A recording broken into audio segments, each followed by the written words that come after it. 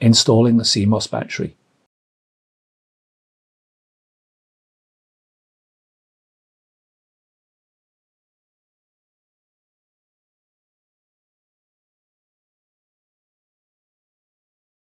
Insert the CMOS battery into the socket and make sure it is tight with the metal clip.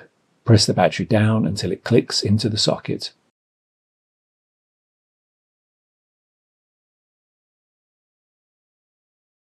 If necessary, reinstall any parts and connect any cables that you removed in order to take out the old CMOS battery.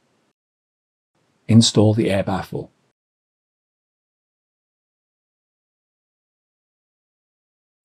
Install the riser 2 assembly.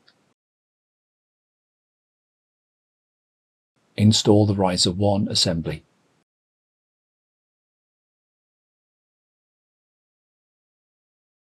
Install the rear top cover.